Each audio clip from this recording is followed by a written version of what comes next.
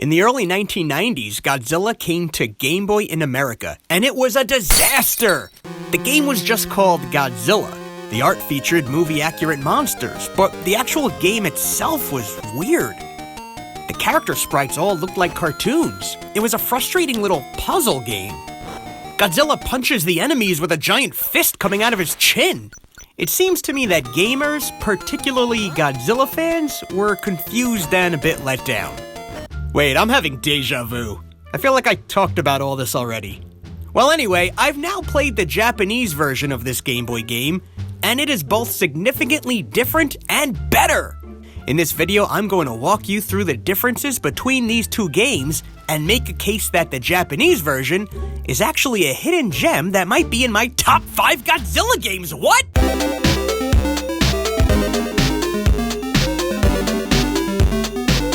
This game is called Gojira-Kun Kaijuu Daikessen, loosely translated to mean Godzilla-Kun, the Great Kaiju March. Not to be confused with the Game Gear game Godzilla the Great Kaiju Attack. Similar titles, very different games. The Great Monster March is actually a spiritual successor to a similar puzzle game that came out for the MSX in 1985. Yeah, this game's just called Godzilla-Kun, and it's based on a children's line of Godzilla property called Gojira-kun, or Godzillaland. That's why the characters look cute and cartoony. When they updated this game for Game Boy, it seems that they kept the cartoony style but disconnected it from Godzillaland and made it its own kiddie story. Here, Godzilla's got this little jacket on and he looks like he's telling us that only dopes do drugs. This game also features relatives of Godzilla who've never appeared in Godzillaland or anywhere, along with a new main squeeze named Bajirin, who's also never appeared before or since. When the Great Monster March was brought to America, the cute Godzilla characters in the cutscenes were swapped with movie-accurate versions of the monsters. Okay, that change makes sense. But then a whole bunch of other changes were made that make no sense. And we'll get to those, but first, I need to declare that of the 3 puzzle games, the Great Kaiju March is easily the most enjoyable to play. And it's a fun game regardless if you're a Godzilla fan or not, which is something that many Godzilla games actually can't say. 4 stars! Yeah, that's right. Alright, let me walk you through the differences. Number 1, the American version is slower. This is the first level of the Great Monster March. Watch how quickly I can get up the vine and mostly avoid Rodin. Look at how fast this level is moving as a whole. Now let's look at the American version. Godzilla is a lot slower. And that's dragging the momentum of the game down. Hands down, the Japanese version has better pacing. I could better escape the enemies, and I could breeze through the early, easier levels without them feeling like a chore. Honestly, this change alone makes the game way better, but we're not even done! Number 2, Hedorah. In the Great Kaiju March, when you punch Hedorah, she drops down into a little blob, and you're able to pass her unharmed.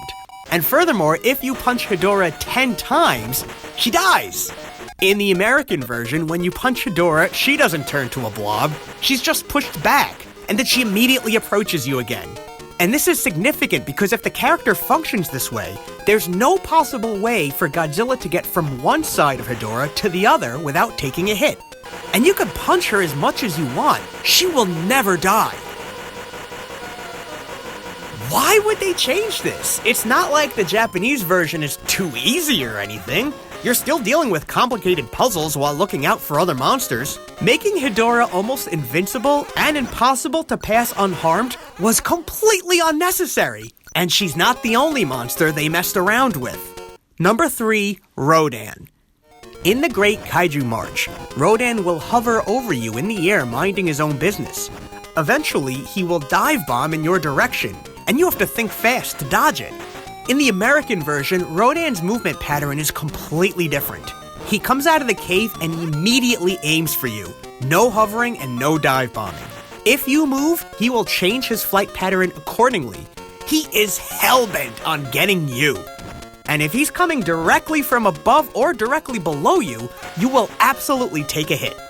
The other monsters have some slight variations in their movement patterns too, but the changes made to Hedorah and Rodin are the most noticeable, as well as completely unnecessary and infinitely frustrating. Number 4, power-ups.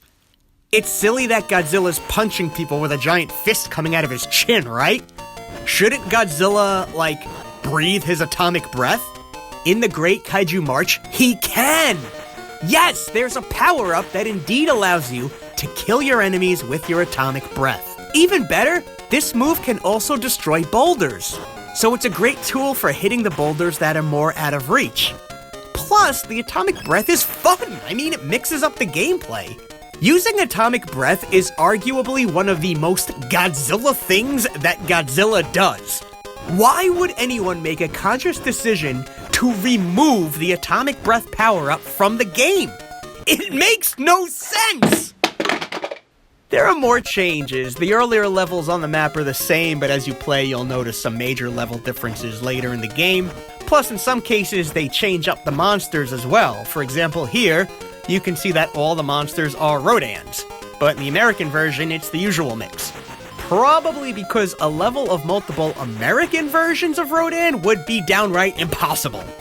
Both games have a time limit. If you don't solve the puzzles fast enough, King Hedorah will arrive and pretty much kill you.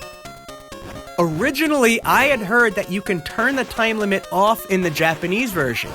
Well, it turns out that's not true. Or it is true, and I haven't found the option for it. I don't know. Toho had a perfectly good, fun little handheld game in Japan, and they botched every aspect of it while bringing it to America, from the marketing to changing the gameplay itself. In my opinion, The Great Kaiju March is a different enough game where it deserves its own review, its own wikis, its own chance, completely divorced from Godzilla on Game Boy. And in case you couldn't tell, I actually do believe that The Great Kaiju March is a hidden gem in the Godzilla video game history. But that said, what's up with Godzilla's family? And what the fuck's up with this kid? He looks like one of those kids in one of those horror movies where you go take a shower and then you come out and he's just standing in a doorway not saying anything. Like, what the fuck? So anyway, I guess the only thing left to do now is make a public apology for a false statement I made in my review for Godzilla on Game Boy.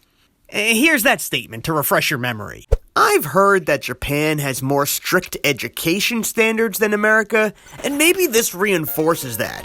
Their Godzilla games are like this intense puzzle game or strategic military games. Meanwhile, in America, we're just like, I want a Godzilla game where he smashes stuff and fights 100 monsters! Well, as you can see, I was wrong. The American version is actually much harder than the Japanese version.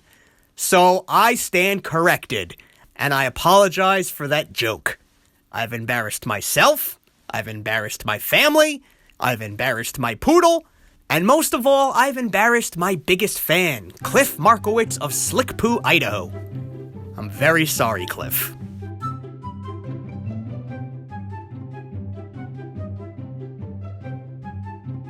This video was sponsored in part by these patrons, including Irving Jimenez Begito. Find Monster Island Buddies on Patreon if you'd like to support the channel as well. Yo, kids, drugs are whack. You do that shit, you'll have a heart attack. Right now, school is the place to be. Save the weed for when you're 23.